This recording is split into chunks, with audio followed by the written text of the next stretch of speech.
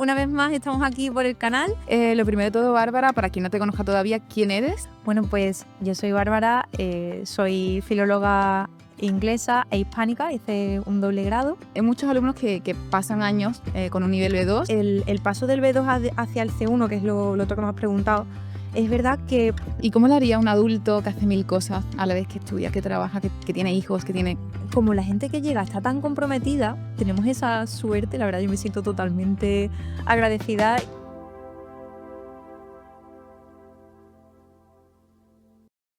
Una vez más estamos aquí por el canal y hoy estoy con Blanca, que vamos a tener una pequeña charlita. Así que bueno, Blanca, muchísimas gracias por venir. Placer, a ti. Lo primero de todo, Bárbara, para quien no te conozca todavía, ¿quién eres y por qué decidiste especializarte en inglés C1 y en certificaciones? Bueno, pues yo soy Bárbara, soy filóloga inglesa e hispánica, hice un doble grado y bueno, quise centrarme en inglés avanzado porque yo he sido siempre muy friki de las lenguas, o sea, veis que me encanta la literatura, me gusta mucho escribir, me gusta mucho leer y bueno, y tener ese recurso de poder profundizar en un libro y ver todas las detalles, todas las cosas, pues a mí me encanta. Y sobre todo, pues, como tengo la vocación esta de como docente, me viene un poco de familia también, pues, quise centrarme en niveles avanzados para poder transferir de alguna manera, ese amor por los detalles del idioma. Seguro que sí, que esa pasión se transmite a tus alumnos. Y una curiosidad, si tu forma de dar clase fuera una experiencia, ¿cómo la definirías en 3 palabras? 3 palabras es complicado, creo, pero bueno, yo, lo que intento siempre es que sea una formación muy cercana, que el alumno se sienta acompañado en todo momento. Y que sea transformadora, ¿no? Que cuando el alumno entra, que muchas veces viene con como un pollito así, con mucho miedo, que luego cuando salga, pues que se vea ahí fuerte y seguro, ¿no? De lo que está haciendo y de cómo utiliza los recursos que se le dan y las herramientas que se le dan. Bueno, ya sabes que evidentemente hay muchísimas academias de inglés online. Quería preguntarte qué haces tú, especialmente de forma diferente para que tus alumnos sí lleguen al C1.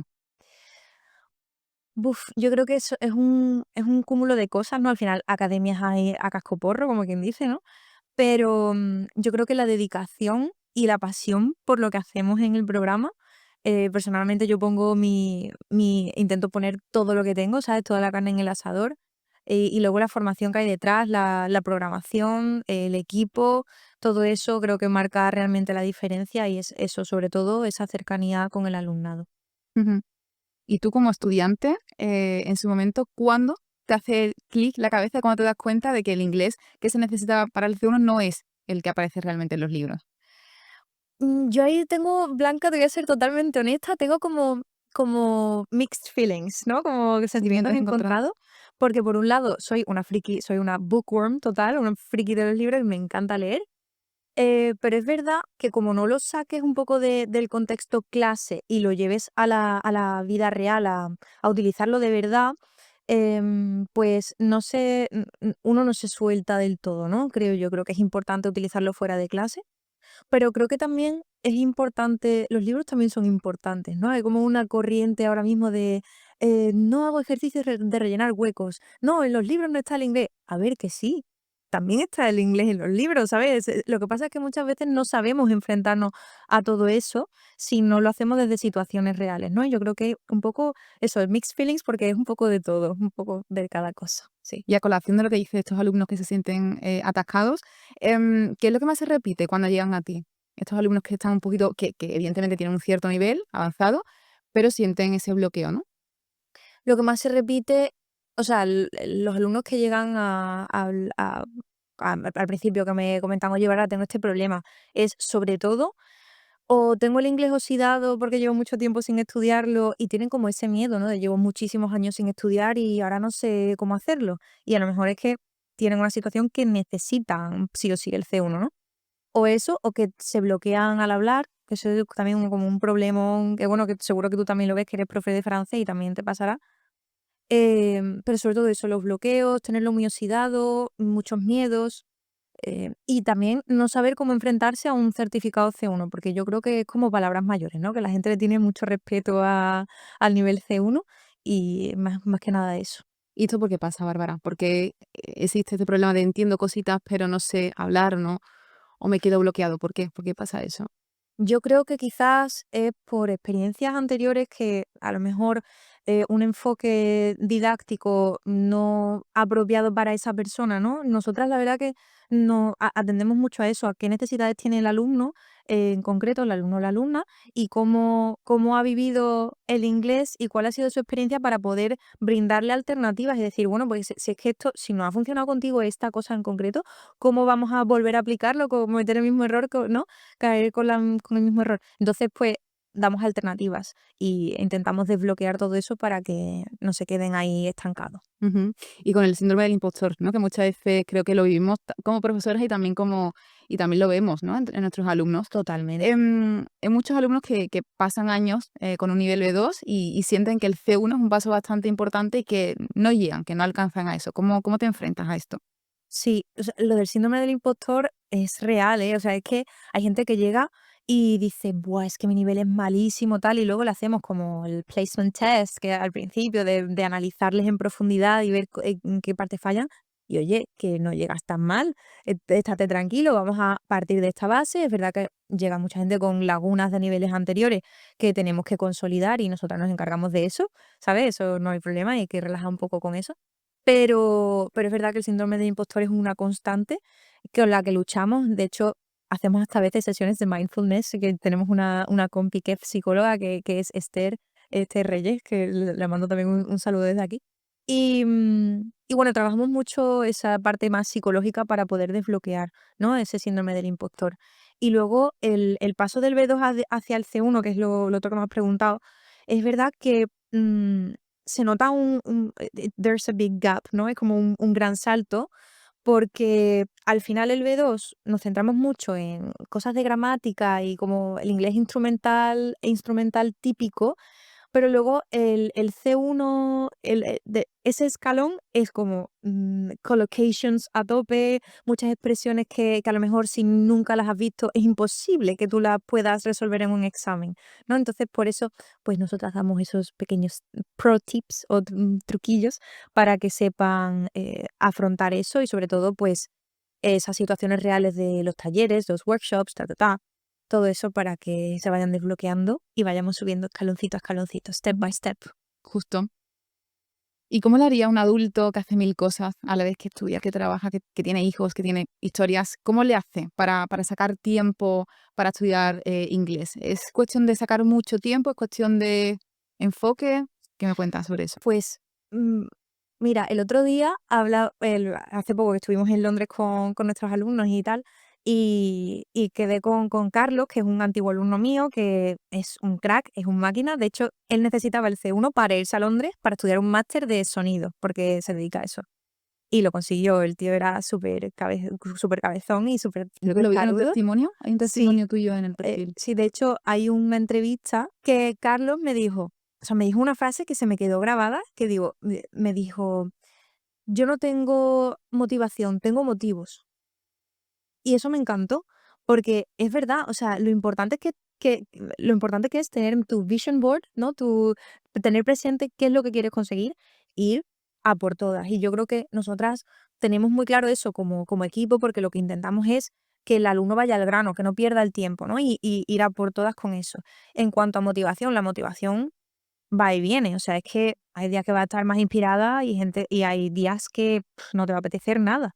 Pero lo importante es ese goteo, ¿no? Y Mm, ser constante, mm. creo. Cuando no hay motivación, pues hay que tirar de disciplina, ¿no? O de motivos, Totalmente. ¿no? Como este chico. Disciplina, motivos y constancia, y sobre todo tener ese empujón en nuestro equipo que te va a orientar y te va a decir: "Oye, pues, estás desmotivada hoy, pues no importa, no te preocupes porque te vamos a ayudar de esta manera para que lo afrontes con filosofía y Mm, según lo que tú necesites", ¿no? ujú, ujú. Y Bárbara, ¿yo qué me encuentro si voy a tu clase? ¿Qué ambiente se respira allí? Ay, pues yo creo que al final tenemos como la gente que llega está tan comprometida, tenemos esa suerte, la verdad yo me siento totalmente agradecida y a mis Yo alumnos creo que porque proyectas, ¿eh? Lo que tú buscas y necesitas lo proyectas en tus alumnos y ellos también te lo dan de sí. vuelta. Yo creo que sí, que al final conectas, cuando la gente conecta y se nota. La comunidad que creamos también, como son alumnos que comparten la misma necesidad, ¿sabes? Porque casi todos lo que quieren es o fluidez o mejorar o sea, mejorar su fluidez o ir a por un certificado. Y son todos adultos, que más o menos el mismo rango de edad. Bueno, que tenemos edades bastante diversas, pero bueno, que al final siempre encontramos un hilo conductor y el hecho de que compartan esa misma necesidad, pues genera un vínculo y luego que se enriquecen mutuamente en clase y el buen rollo, ¿no? El buen rollo, yo creo que también se respira mucho en clase. Y ayuda mucho al proceso, ¿verdad? Mm. Y con palabras muy, muy sencillas, muy naturales, ¿cómo consigues que tus alumnos pasen de un sé inglés, me sé defender, a me certifico del C1? Pues yo creo que es todo lo que acabamos de comentar, todo eso unido, creo que el pegamento que lo une todo es esa constancia y la dedicación de las profes. Creo que esa mezcla es el ingrediente secreto. Ujú, que ya no es tan secreto. Sí, ya no está secreto. Y yo creo que todas las profes hemos vivido esta experiencia de tener un alumno brillante, muy bueno, pero que se bloquea cada vez que quiere arrancar una conversación. ¿Qué le dirías a este grupito de alumnos que son excepcionales, pero que no terminan de creérselo? Ay, pues yo creo que eso se trabaja con mucho cariño, la verdad. Al final es inevitable que tú conozcas al alumno en profundidad, que ya casi nos convertimos en amigos, ¿sabes? De hecho, Carlos, el que te comentaba antes, es amigo mío ya. O sea, y por ejemplo, Bea también se me ocurre, que hace poco ya ha certificado. Bea era una alumna que entró, o sea, empezó a trabajar conmigo hace ya, no sé si 2 años y pico, y llegó con un B1 apenas, pero era una chica súper trabajadora. Pero ¿qué pasa? Que en el instituto donde había estado le dijeron que nunca se iba a sacar a un nivel, se encontró con algún profe que no tal, y le dijeron que nunca se iba a sacar un C1. Entonces llegó a mí, me conoció y tal, y empezó a trabajar conmigo, se sacó su B2 y poco a poco, como una hormiguita trabajando y sobre todo trabajando esa confianza, porque era una máquina, simplemente había que darle esa confianza y ese empujoncito, y luego se ha sacado el C1, o sea que está súper contenta. Qué bueno y qué suerte tener una profe como tú, porque los profes cambian para bien y para mal también, ¿no? Modifican mucho la experiencia de... Total. Y quería preguntarte, Bárbara, estamos hablando todo el tiempo de certificaciones de C1, pero en realidad cuéntame, ¿de qué manera puede cambiar la certificación la vida profesional de una persona hoy en día? Hoy en día, Blanca, es que hace falta para todo. Es que nos piden el C1 para todo, incluso a veces en situaciones que tú dices, ¿para qué necesita esta persona un C1, no? Por ejemplo, a mí me llegan muchísimas maestras. Hay maestras que trabajan a lo mejor en infantil o primaria y necesitan un C1 de inglés, que a lo mejor en el aula no lo utilizan. Pero bueno, al final es un filtro que se pone a nivel laboral, lo exigen y es un mundo, al final vivimos un mundo laboral muy competente, ¿no? No solo maestras, sino bueno, pues ingenieros, profe, un poco de todo. He tenido policías, lo que sé, de todo, de todo. Enfermeras, veterinarias, que al final ese C1 es como lo que te diferencia del resto y lo que te va a dar a lo mejor el puesto de trabajo que quieres o lo que te va a hacer promocionar y conseguir ascender en tu trabajo. Creo que es una herramienta o un recurso ya imprescindible y clave para el futuro profesional. Ujú, Mm. ujú. Y antes hablabas mucho de acompañamiento, de proceso, de entorno. ¿Cómo funciona este entorno? ¿Por qué crees que aprender solo, pues bueno, hace que la experiencia sea menos enriquecedora? Mm, Bueno, tú sabrás que hay mucha gente que lo que dice, no, yo quiero una clase solo, quiero estar solo en clase. O autodidactas. Y Autodidacta, sí, que está muy bien ser autodidacta. De hecho, por ejemplo, yo toco el piano, ¿no? Desde pequeña y tal, pero soy autodidacta, perdón. Me encanta tocar el piano, pero lo que a mí me hubiera gustado es poder ir al conservatorio, tener compañeros de clase, poder enriquecerme con lo que los compañeros me cuenten. Todo eso se respira al final en clase y, por ejemplo, de cara al certificado, después de años ya enseñando, pues yo llevo ya más años más años con vos que dando clases, como quien dice, yo lo noto muchísimo. El alumno que trabaja solo, por ejemplo, con una profe, al final es inevitable que tú te acostumbres a esas pequeñas manías de la profe, te acostumbras a la persona mucho y que también está muy bien porque te sientes muy cómodo, pero en esa comodidad muchas veces nos estancamos, ¿no? Y nos quedamos ahí que no. no nos seguimos No avanzas mucho. enriqueciendo y no avanzamos más. Entonces, creo que en esa formulita de tener una, 2 o incluso 3 compañeras en clase funciona muy bien, porque primero, la clase es más dinámica, se hace más ligera.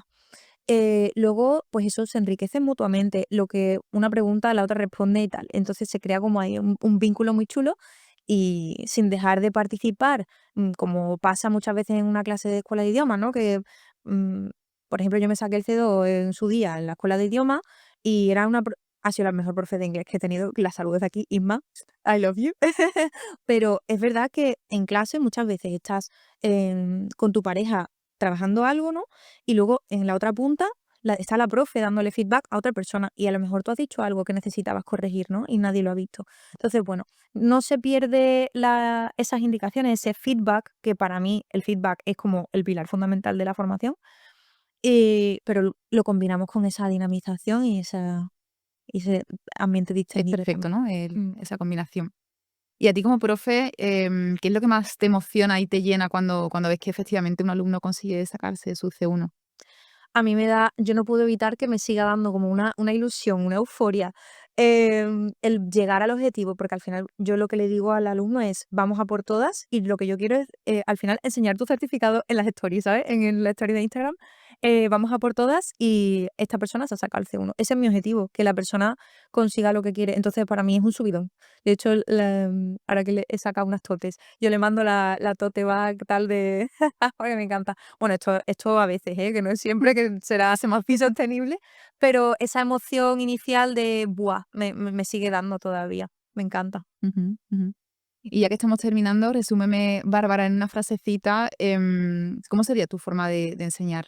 Sí, la verdad es que resumirlo en una frase es casi imposible, pero si tuviera que decir algo, a mí hay una frase que la llevo teniendo en mi estado de WhatsApp un montón de años, que es: "Dreams don't work unless you do", ¿no? Es una parte importante, los sueños no se cumplen a no ser que tú trabajes, Ujú. pero, también digo que si tienes ese backup de nuestro equipo, también ayuda, ¿no? No solo tu trabajo, sino esa herramienta.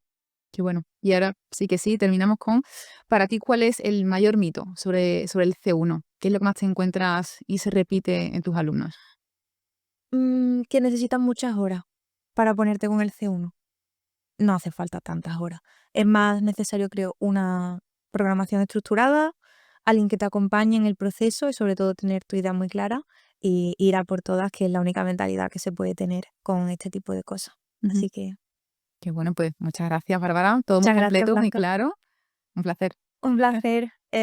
See you soon, I guess.